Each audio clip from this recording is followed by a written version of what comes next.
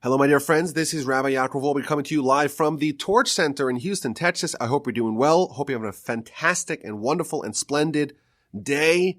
And I'm looking forward to this week's edition of the Parsha Podcast. And I have a quick announcement that I want to make before we start. And that is that, please God, in the first week of March, we are going to be hosting our annual fundraiser, our annual campaign. As veteran listeners know, our philosophy, our organizational philosophy is that we don't try to fundraise every day. And you know, I don't come to every podcast and say, oh, give us donations. God forbid I don't place any ads over here, because that's not what we're here for. We're here to teach Torah. We're here to spread the message. We're here to share the love. We're here to connect Jews and Judaism. We're here to accomplish our mission. That's what we're here for. But of course, we need to fundraise because our organization cannot exist. All the podcasts, all the great work of Torch cannot exist unless we have everyone's support, unless we have the supporters and the partners and the donors who want to generously partner with us in what we do.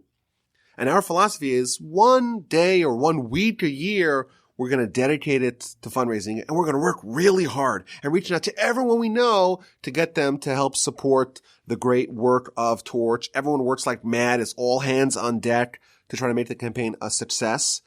And it's exciting because it's coming up first week in March, so stay tuned for that. If I have your number, I'm going to be calling you. I call everyone whose number I have, and even some people whose number I don't have. Everyone's going to work really hard. Hopefully we're going to get 100% participation, and it's going to be a success this year as well.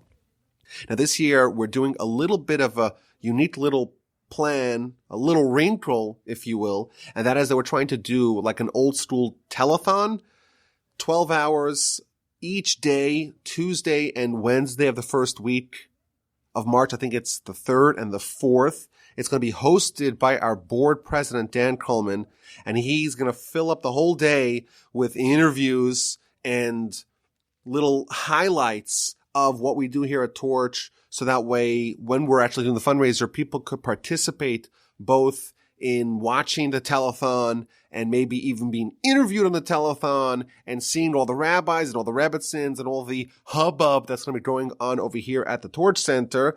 And if you would like to participate in that, if you want to be interviewed and share maybe with the audience, with the world at large, how Torch and maybe how the Torch Podcast and maybe even how the Parsha Podcast has helped you, has impacted you, you want to be part of this, email me, rabbiwolbe@gmail.com. And of course, as always, you can email me not just with discussions about that, any questions, any comments, any feedback of any sort is something that I look forward to and I appreciate.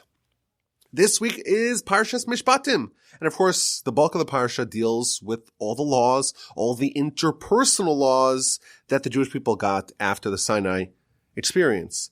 In fact, as someone who has the great fortune of having spent time in yeshiva, when you read through the Parsha, you feel like you're reliving and reenacting some of the joy, some of the delight that you spent with the Talmudic tractates that deal with these Torah portions, and it's almost like you're rekindling the love that you had for these sections. Of course, every verse has like pages and pages of corresponding Talmudic literature. I know chapter 22, verse 1, where it talks about the thief who burrows in, and that person's life, so to speak, is up for grabs. If you shoot the intruder, you don't have to be judged for that. That person has no blood, in the words of the Torah.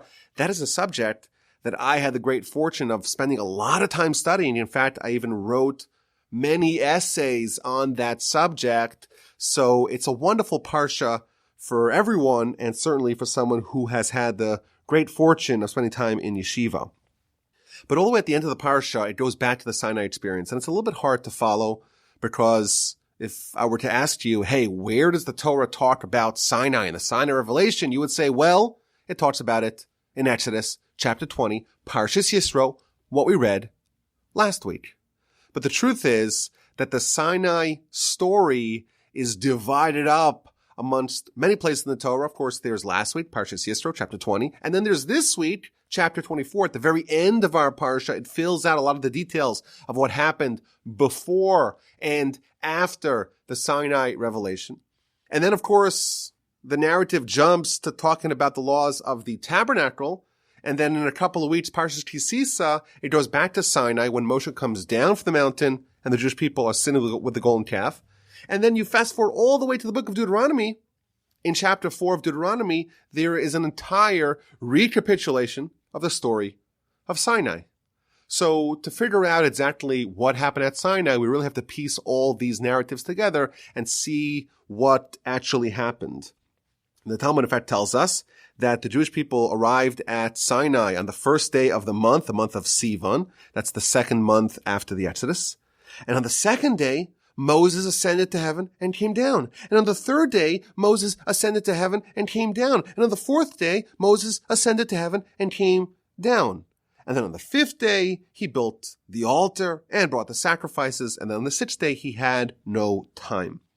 So there's a whole, what I like to describe as shuttle diplomacy between God and the Jewish people, and Moshe is running back and forth, conveying messages, almost like a extended negotiation between God and the Jewish people to determine what is going to be the nature of this revelation at Sinai. Now in chapter 24, we read how God tells Moshe, ascend to the mountain, you and Aaron, and Nadav and Avihu, the two sons of Aaron, and bow down from a distance. Rashi tells us that this is actually not referring to the Sinai experience itself, the revelation. It's on day 2.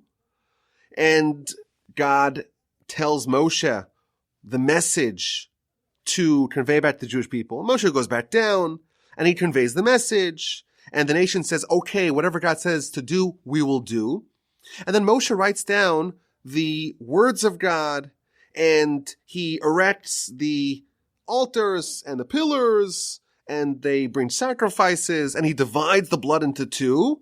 And then in chapter 24, verse 7, we read, Vayikach Sefer Habris, Moshe takes the book of the covenant. Rashi says it's the beginning of the Torah, and he reads it in the ears of the nation, and everyone says, all that the Almighty says, we will do, and we will listen. This is one of the most famous verses in the whole Torah. It's the famous motto, axiom of the Jewish people. Everything that God says, na'aseh v'nishma, we will do, and then we will listen.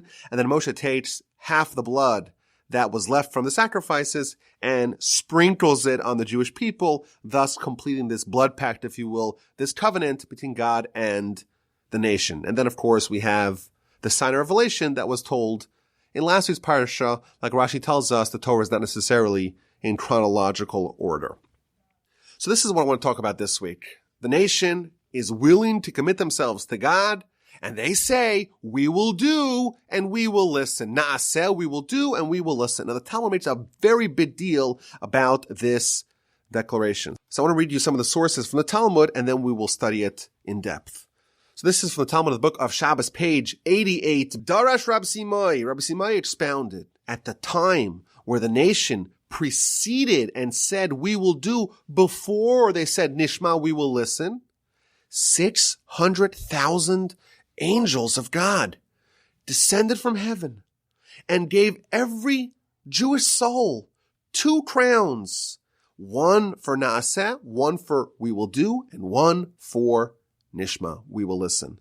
Something so tremendous happened here, so transformative happened here, that after the nation said we will do and we will listen, each person, each soul merited to 2 crowns brought down by 600,000 ministering angels. But then what happened? Then the Jewish people sinned, and they did the golden calf. And then the Almighty said, okay, they're not worthy of these crowns. So he sent 120 myriads, i.e. 1.2 million angels. And these are not the good kind. These are the punishing kinds of angels. And they dismantled the crowns. Jewish people, when they said, Na'aseh v'nishma, we will do, we will listen, they got crowns, 2 crowns apiece. And then, once they sinned with the golden calf, each one of them lost their crowns.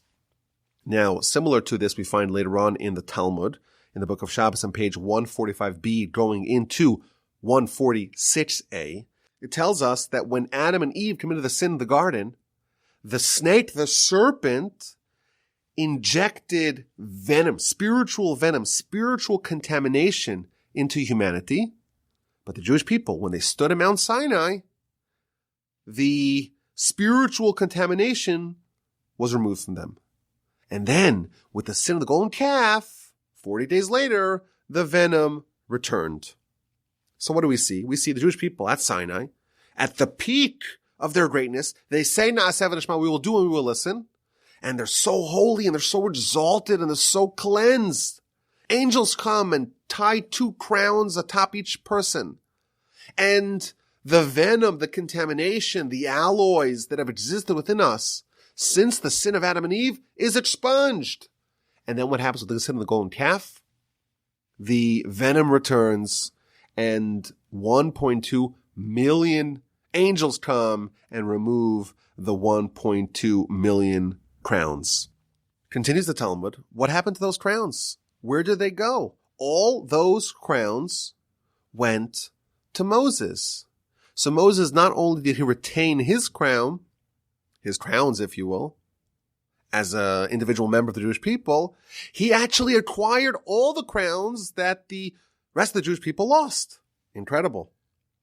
And the Kabbalists actually tell us that every Shabbos, we actually are able to reacquire those crowns that we had lost with the sin of the golden calf, because when we have Shabbos, it's almost akin to what it was like by Adam and Eve in the garden, what it was like when we were at our apex and zenith, what it was like when we said, Na'aseh v'nishma, we will do and we will listen, and therefore we temporarily get back our crowns, but then after Shabbos it goes back to Moses. And in fact, the Talmud actually says, in the distant future, i.e., in the times of Olam Haba, the times of the afterlife, we're going to get back our crowns, like the Talmud says, that in the times of Olam Haba, in the times of the afterlife, we will have crowns atop our head.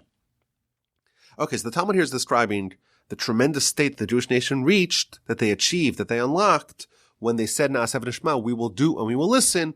They achieved this great peak, akin to Adam before his sin, tremendous holiness, and then of course we lost it with sin of the golden calf. Continues the Talmud.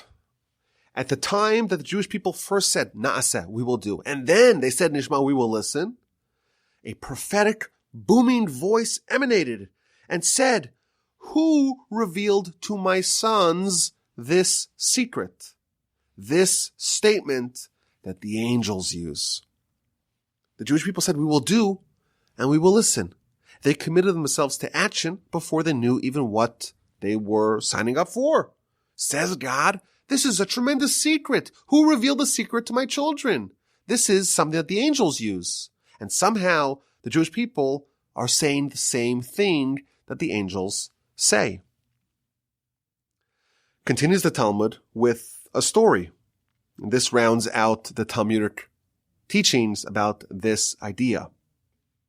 There was a Sadducee who witnessed the great Rava who was studying Torah. Now, who is Rava? If you ever had the great fortune of spending time studying Talmud, Rava is the name of the Babylonian sage that appears most frequently in the books of the Babylonian Talmud. So Rava, of course, is a great hero and sage of our people.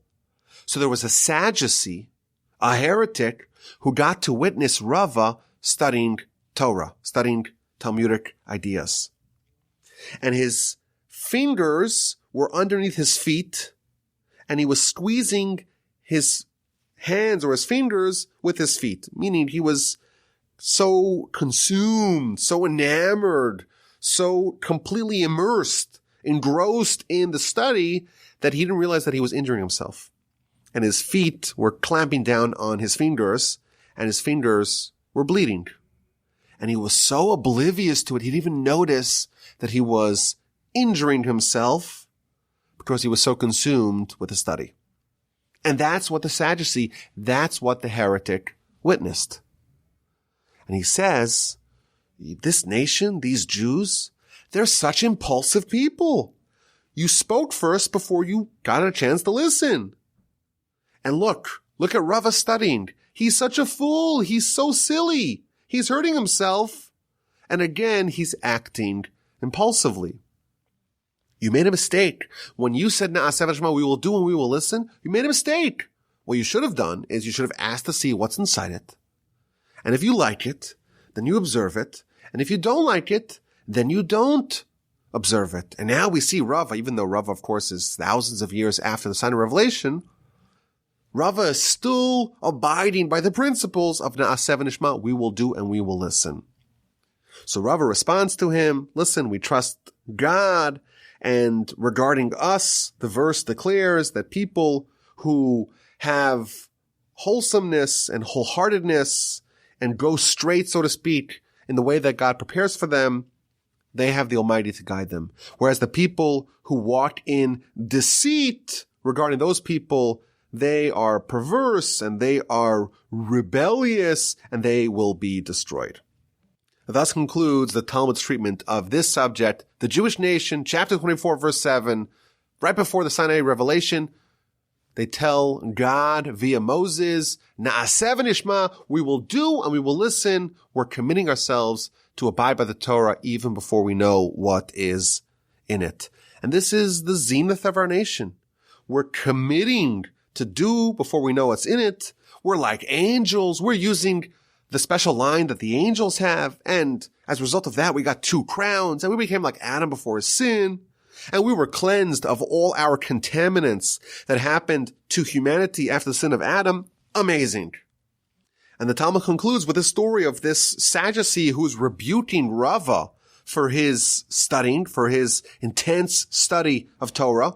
And he's so oblivious to the pain that he was causing himself. That's the Talmud. Now, the Midrash gives us some more details about this declaration of Na'aseh v'nishma, we will do and we will listen. It tells us that the Almighty offered the Torah not just to the Jewish people, but to every nation. Every nation was given equal opportunity to get the Torah. And first the Almighty went to Esav. And he says, okay, do you want the Torah?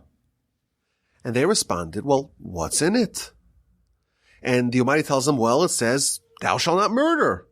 And the sons of Esav say, how could we do that? How can we not murder? Don't you know our antecedent, Esav, was the father of all murderers? We can't abide by the Torah. Okay, so the Almighty said, okay, so this nation is not interested. Let's go to another nation, the nation of Ammon and Moab. These, of course, are the nations that came from the sons of Lot that he fathered with his daughters in the aftermath of the overturning of Sodom and Amorah, of Sodom and Gomorrah. Well, do you want the Torah? The Almighty says to these nations. And again they respond, well, what's in it? What's in the Torah? So the Almighty tells them, well, it says, thou shalt not commit adultery. Thou shalt not behave in a licentious manner. And they said to them, well, that's not for us. Don't you know that the essence of our nation is incest and that kind of promiscuity? Not for us. Torah is not for us. Okay, somebody went to the children of Ishmael. Do you want the Torah? Well, what's in it? Thou shalt not steal. How can you say we don't steal? Don't you know our great-grandfather Ishmael, he was someone who was a para Adam. He's a wild man. He's stealing everything. We cannot follow the Torah. And every nation that the Almighty approached, they all responded, what's in it? And the Almighty revealed to them the aspect of Torah that was antithetical to who they were as a people. And they said, you know what? If that's what's in the Torah, we're not interested. And finally, the Almighty went to the Jewish people and said, do you want the Torah? And we didn't ask what's in it. We said, Na'aseh v'nishma. We will do and we will listen. The nations were all given the same offer, but they wanted to inspect the goods before they agreed to it. And when they heard what it entails, they heard what's in it, they discovered that something in it is unpalatable to them, they said no thanks. And the Jewish people said, we're in. We are going to commit before we know what it contains. We will commit ourselves to it. We're in. So I want to ask a few questions on this whole subject, this Talmudic idea of Na'aseh v'nishma, we will do and we will listen. The Almighty is offering a Torah, a comprehensive guide to life, how to behave in every conceivable situation. And the nations are given this offer, and they respond, well, what's in it? Give me the details. And because they hear what's in it and it's not for them, they say no thanks. Isn't that a very prudent approach? Doesn't it make sense to know first what's in it? What are you signing up for? What are the terms of the deal before you sign away your life? Why is it a good thing that we walked into this deal blindly? It seems like it's kind of irresponsible. Yet it is the highlight of our nation's history. Question number 1. Question number 2, the Talmud tells us that Rava is studying very diligently, very intensely, and he's totally oblivious to everything that's happening around him, even his own pain. And the Sadducee says, well, you're very impetuous, you're impulsive, you're too trigger happy. You were then when you said Na'aseh v'nishma. Before you knew what was in it, you agreed to it, and you still are like that now. And of course, Rava responds, he has his rejoinder, and they duke it out. And the Talmud, of course, connects this story to the whole episode of Na'aseh v'nishma. And the question is, what does Rava's intense study have to do with the nation choosing to first say we will do, and only then say we will listen? What does that do with each other? Rava is very intense in his study. He's very committed. He's very diligent. And when the Sadducee sees that, he sees how oblivious he is to his own pain, he says, aha, you are still behaving like those crazy Jews of yore, and you're accepting what you do. You're an impetuous, impulsive nation. What does the impulsivity of accepting the Torah before you know what's in it, what does that have to do with Rava studying Torah diligently, even to the point of oblivion to what's happening to his hand, to his fingers, the fact that he's bleeding? So I want to suggest an approach that shows, I think, what the essence of the acceptance of the Torah was and what our relationship with it is, or perhaps what it should be. And I think also one that shows us a little bit of a model of how to make choices and how to make commitments. And I want to start with something easy and then go a little bit deeper. The Jewish people say, Na'aseh v'nishma, we will do and we will listen. They're accepting the terms of the deal before they know the fine print. We look at that and we view that as being naive, being perhaps a bit foolish. How can you agree to terms without knowing what they are? But of course, you and I and everyone we know, we do this all the time. You get a new phone or you install a new app and you got to say, okay, do you want to accept the cookies? Most people don't even know what cookies are. I assume cookies are like chocolate chip cookies. No. They're cookies and they go into your phone. Anyone has an idea what that actually means? Most people don't know what that means. Okay, accept the terms. You want to read it? It's 5,000 pages worth of legalese. Do you want to read it? Or you just click agree, accept. Most people, I know there are a few people that are not like that, but most people all the time in the modern world are just accepting agreements, agreeing to terms of services, agreeing to all this fine print without even knowing what's in it. Why? Why would you do that? Isn't that irrational? Maybe you're signing away your life. And what do? You just click agree, whatever. I'm in, whatever. Why do people do that? So here's what I think the answer is. You have a phone, you have a device, you go onto Chrome, a website, let's say, and you know that there's big companies that won't allow something that's too dangerous or too harmful to get onto your phone. Like Apple or Android, they have a track record. You can trust them. Now, of course, a lot of people say, well, big tech, I don't trust big tech. But still, they have a history, they have a reputation, they are reliable, you kind of know what you're getting, you could trust them. Well, if we rely on Apple or Google, etc., what about God? Why do we have an easier time relying on these big tech giants that we have to rely on the Almighty? Don't we know for sure that the Almighty won't give us something bad? You would think that the Almighty's credibility and reliability should exceed the trust that we have in anything else. And thereby maybe it actually is quite prudent to accept his gift before you inspect it. The Almighty gives you a gift. I want to give you Torah. This is the Almighty's precious treasure that he's been harboring in the upper spheres, in the upper realms for 974 generations before the world was created. It's something very precious, very holy. So to speak, the Almighty's daughter. It's a gift the Almighty wants to give us. We don't need to inspect it. We know for sure that this is reliable. We're getting something good. That's the simple idea. I want to take this to a little bit of a deeper level. Rava is toiling over the study with such intensity and such focus that he's totally oblivious to everything that's happening around him. He's working really hard in a subject and he's struggling through it and he's totally focused like a laser on the subject matter at hand. He doesn't notice anything else. Why is Rava struggling so hard? Why is the Torah so difficult? Shouldn't it be simple? You'd imagine Rava, one of the greatest sages of all time. He was quite bright, you would imagine. And he could understand it. Why is there toil here? Why is he sweating so hard? Why is he focusing with such intensity? Why is it so difficult to understand Torah on his level that he has to focus with such intensity and such complete, total, unadulterated attention that nothing else is able to penetrate? Complete deep work, deep focus, deep concentration. Why? Why is Torah so difficult? So I think the answer is that there is an asymmetry between Torah and us. God, of course, is flawless, and his Torah is likewise flawless. But what about us? We are flawed. We are fallible.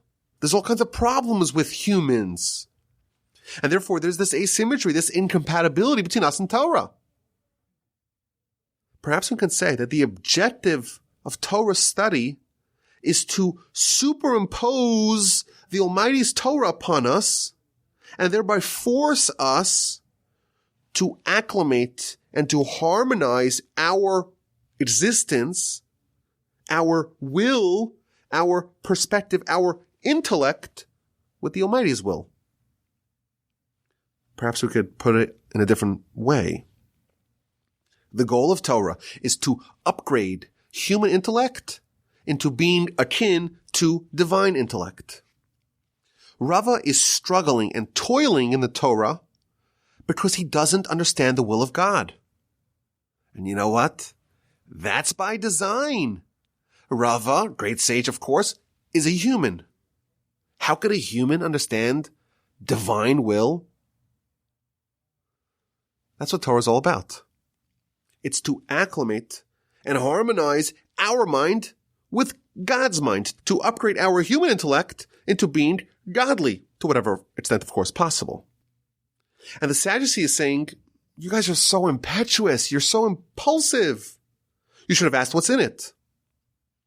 What he is, in fact, identifying for us is the essence of Na'aseh v'nishma. We will do and we will listen. He says, Rava, you are a manifestation, a modern manifestation of Na'aseh v'nishma. We will do and we will listen. We ask the question, what's the connection between commitment before hearing, Na'aseh v'nishma, to Rava's intense study? Here's the answer.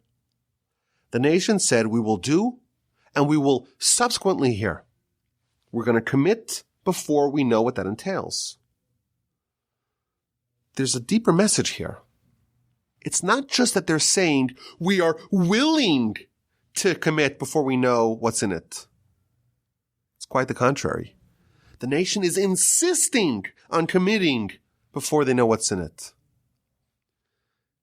The second I say, hey, show me what's in it, I'm evaluating Torah in my pre-existing human frames of reference, human intellect, human will, human perspective. And that's the problem. We don't want a Torah of humans. We don't want a Torah that fits perfectly without any hard work to our pre-existing frameworks. That's not what we want. If we had to inspect it based upon our pre-existing worldview, we wouldn't want it. Just like the people of Ishmaelites and Esav and Ammon and Moab, every nation has parts of Torah that they reject. It's difficult for them because they are acculturated or societally or they're predisposed to not wanting that. We're a murderous people. Don't tell us how to behave. We're people that like adultery. Don't tell us how to behave. We're people that like to steal. That's our passion. That's our pastime. If we ask what's in it, in effect, we're saying we don't want to change. And we want to accept Torah without forcing ourselves to upgrade our existence from being like a human to becoming like an angel, to becoming something more similar to God. If we asked what's in it, in effect, we're saying we don't want to have this transformation. We don't want to have this conflict, this dissonance between human intellect and godly intellect. But that's not what the nation said. They said, we will commit before we know what's in it. We want a divine Torah that's beyond human understanding, that conflicts with our predisposed notions. And then we're going to engage in this struggle and this toil and this focus and this sweat. And of course, in Rava's case, even the blood until we understand it, i.e., until we upgrade our perspective into being godly. Torah is the Almighty giving us a gift. He's giving us a chance to level up, to transform ourselves to becoming more godlike. By definition, before we have Torah, it's going to be foreign, it's going to be distant. We're going to have a problem with Torah. We're humans after all. Humans are flawed. Torah is flawless. It's from the Almighty who is flawless. And thus, whatever areas that we have that don't jibe with Torah, that don't dovetail, don't fit in with Torah, there's going to be resistance. And that's the design. The Torah is not supposed to click from the very beginning in every area, because if it did, we would already be angels. We would already be godlike. The Jewish people, they understood a secret. It's a secret that the Almighty says is angelic. You're like the angels who understand this. The secret is you want to accept the Torah specifically before you know what's in it, because you understand that being given the Almighty's worldview is the key to you adopting that worldview, you accomplishing that perfection and refinement of yourself, and you transcending to becoming a higher level being. I think this idea gives us a much broader perspective of what Torah actually is. Torah is the will of the Almighty, the godly intellect that's vastly superior to our pre-existing human intellect and human will and human worldview. And it allows us to modify and upgrade our perspective and our worldview to make it compatible with Torah and thus compatible with God. We can mold our brain to become almost more like God's brain, so to speak. And therefore, Torah will conflict with our pre-existing notions, and that's by design. And Rava shows us that he had such a hard time with it. That's what study is.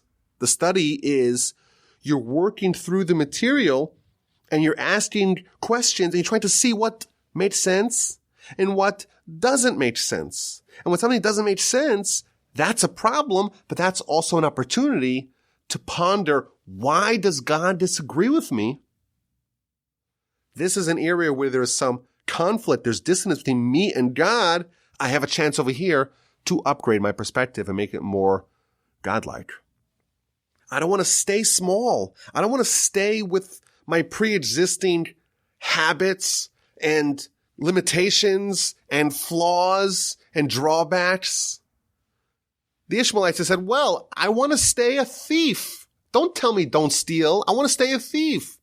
Jewish people are not like that. Jewish people say we want to know what the Almighty wants.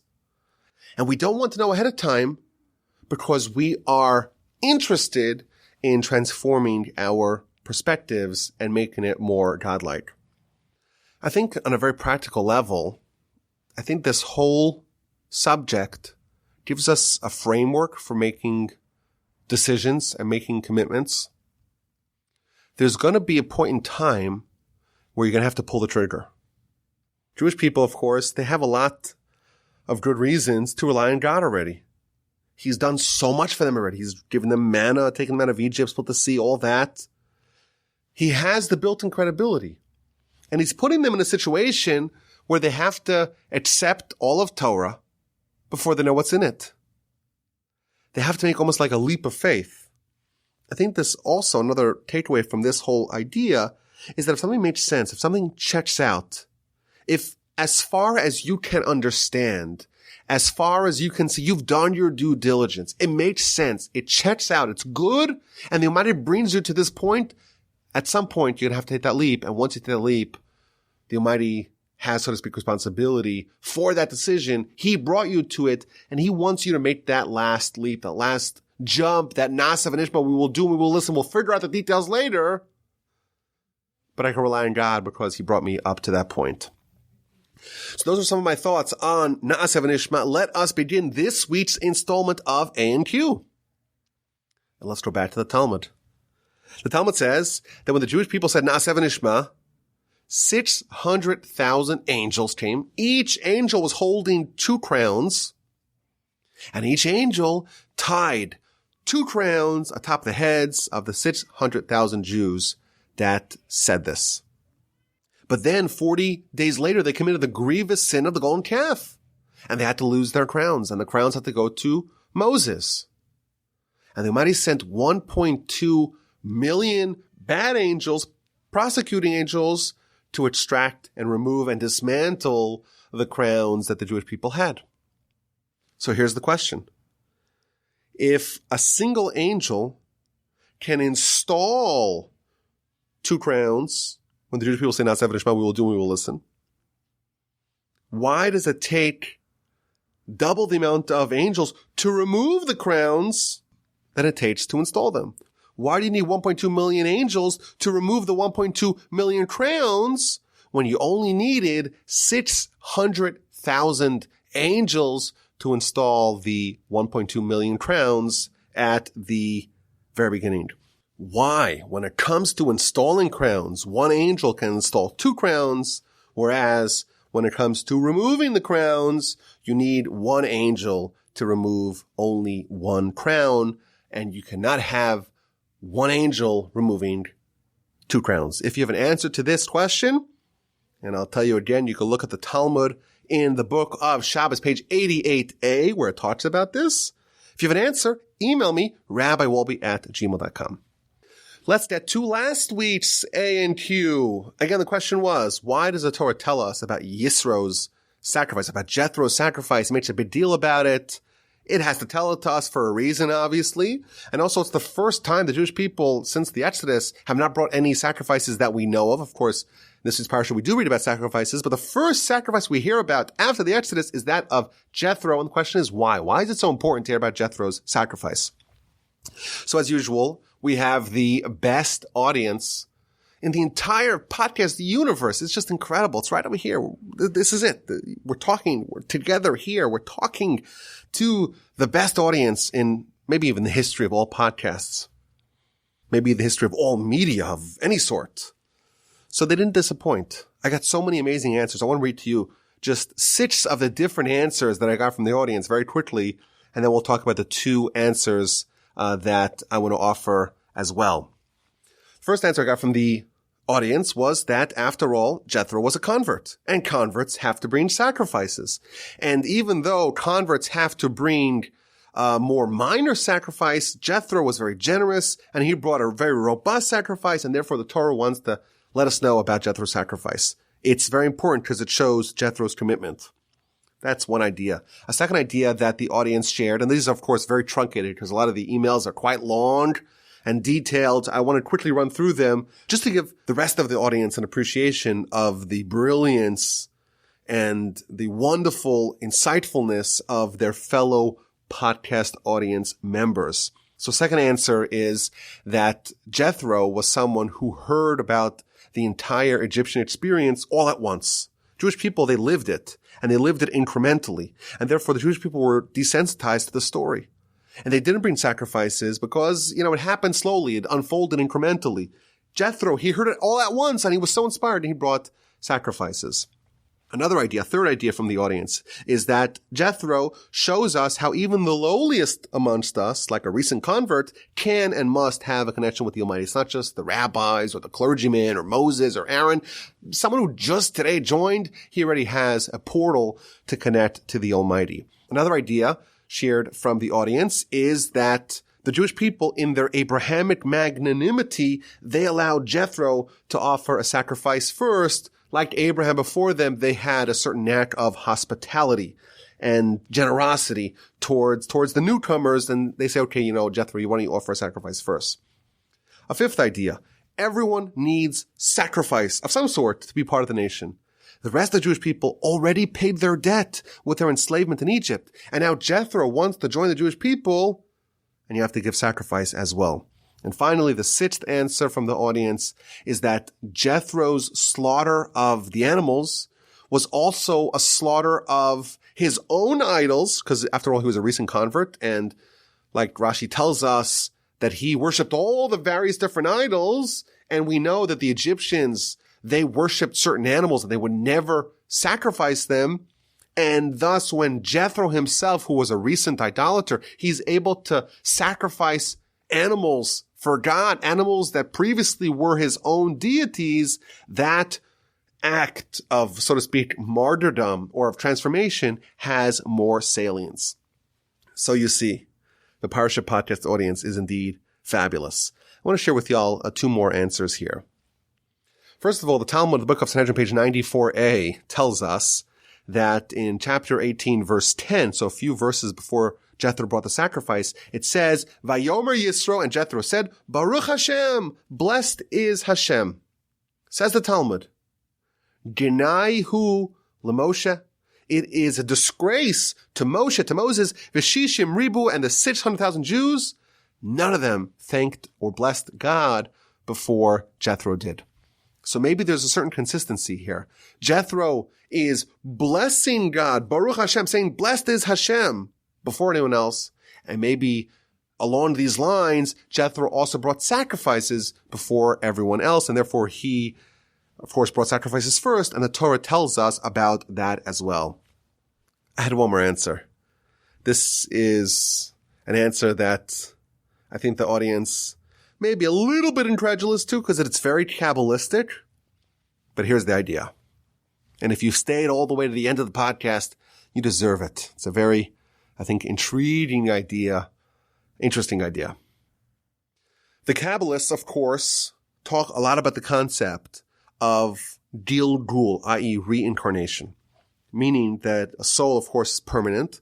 Sometimes the soul doesn't accomplish its stated or necessary goal in this world and has to come back to achieve it round two.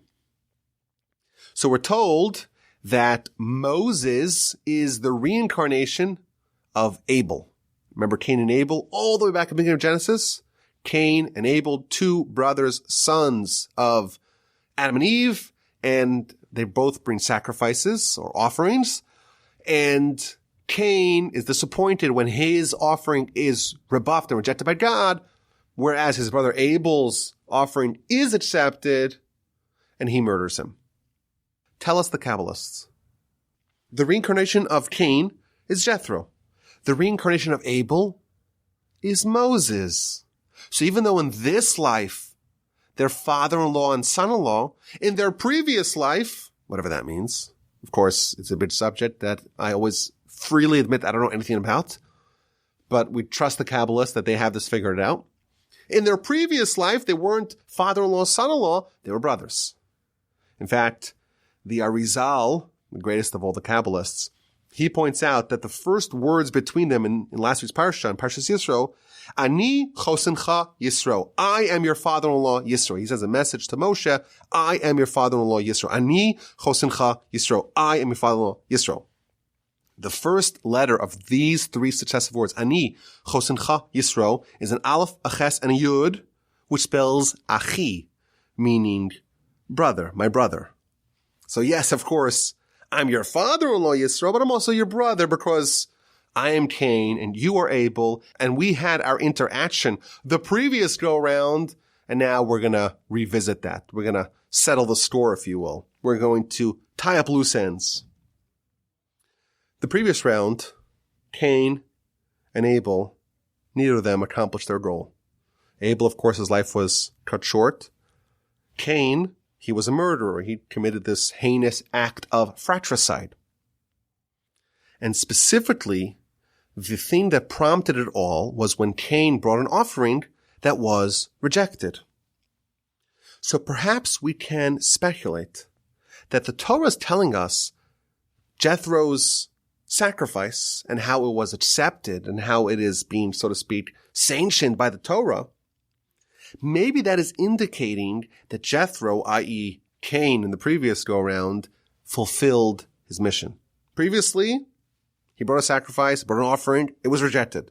Previously, he was envious of his brother, i.e. Moses, if you follow the train of thought, or the trail, the breadcrumbs. Now, Jethro has a second chance. And this time, he's not envious of Moses. He's very magnanimous to his son-in-law. He's willing to take a demotion. He's willing to play second fiddle. He's willing to suffer the indignity, if you will, of being someone who is like an outsider, an outcast. And he's totally happy that Moses gets all the glory. In fact, back in Parsha Shmos, he's willing to send Moses back to Egypt. And now he tries again. He brings another sacrifice. Previously, he brought a poor gift. It was a skimpy gift. This time he brings lots of animals. It's much more expensive. And it is indeed accepted by God. And thus it indicates that he fixed whatever he had left to fix, whatever he needed to refine was indeed accomplished.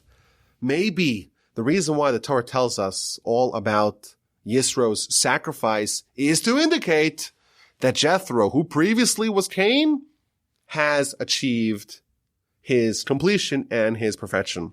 Maybe, I don't know, it's speculation. If it's not accurate, I definitely think it is interesting, and I hope you enjoyed. I thank you all for listening. Have an amazing week. Have a fabulous Shabbos, and best regards coming to you again from the Torch Center in Houston, Texas. This is Rabbi Yaakov Wolbe. This is the Parsha Podcast, RabbiWolbe.com. I look forward to hearing from you.